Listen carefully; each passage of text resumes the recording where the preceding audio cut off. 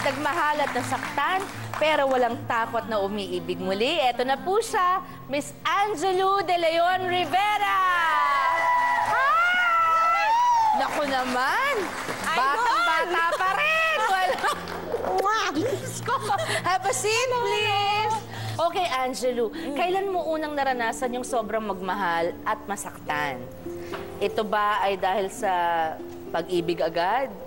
I think. Siguro naman. Siguro sa pag-ibig. I guess yung time ng pag-ibig na, hindi pagmamahal na galing sa kaibigan o ano. Oo, yung parang ang gagawa ka ng way, you and me against the world, you know the Oo, yung storya niya, alam naman natin, pwede mo sabihin yung name, si Joko, di ba? Yeah. Okay, tapos dumating sa point ngayon na nabuntis ka. Yes. Okay, can you tell us how it went on from there?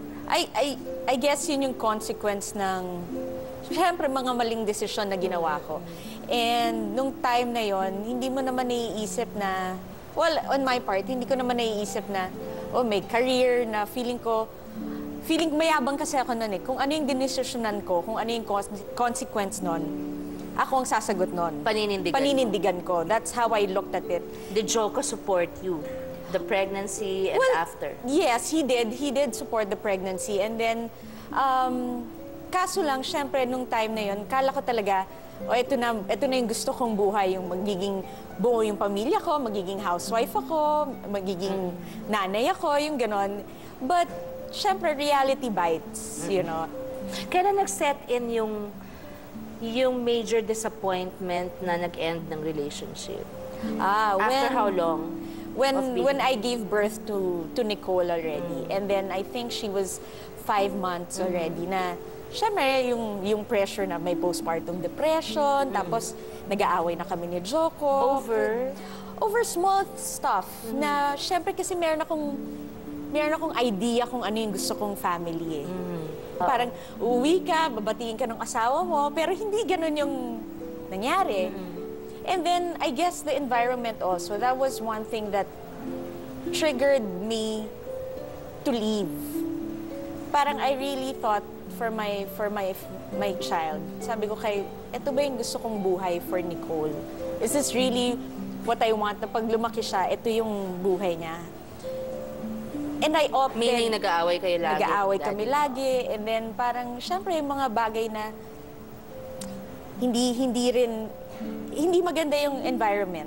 Kasi you lived with his family? Yeah. Okay. And syempre meron yung may time conflicts. Kasi may conflicts noon. And at that time kasi meron siyang vice. Okay. So isang malaking factor malaking factor yon. And then... So you left? I left and I went back to my mom. Which I guess parang prodigal son yung dating ko. Because my mom really never said anything. When I went back to her, wala siyang sinabing, sabi ko sa'yo, babalik ka rin eh. I think that's more painful to a daughter na bumalik. Yes. I guess, and until now, parang, yun yung sinasabi kong unconditional love. Yun talagang, with open arms, kayo tinanggap ng mami mo ulit, kayo ni Nicole. Oo, kami ni Nicole. And hindi lang yung tinanggap niya kami sa bahay ulit, but pinagsilbihan niya ako ulit na bilang nanay ko. Which was... It was very... Iba yung feeling na parang... I didn't even ask forgiveness yet eh. Parang medyo mayabang pa ako nun, parang dapat yung pagbalik ko, okay na yun sa'yo. Pero nung time na yun it was nice. It was... She allowed me to mourn. So, when was it? How long after ka umuwi na naramdaman mo nga yung takot, tapos, yung pwede na ulit? I think ang nangyari sa akin was yung pagiging fighter ko. Nung nagkaroon na ako ulit ng work, nagkaroon na ako ulit ng confidence na, and then my mom was allowing me to go out and live a normal life. Yun yung medyo naman panibagong chapter na naman ng life ko na parang, okay, I'm gonna live the life I lost nung nagtatrabaho ako ng araw-araw na walang pahinga. Siguro sabi rin ng mami mo, natuto na siya. Yeah. So let's, I'm sure. You know, she's learned her lesson. Yes. So let her have fun naman. Yes. So, yung time na yun, I met new friends, I started going out, gimmick, ganyan. started meeting new people. Ito naman, hindi naman showbiz na, parang ganon. So, okay, hanggang na time na, I guess when, at my age that time, How old I- were you na?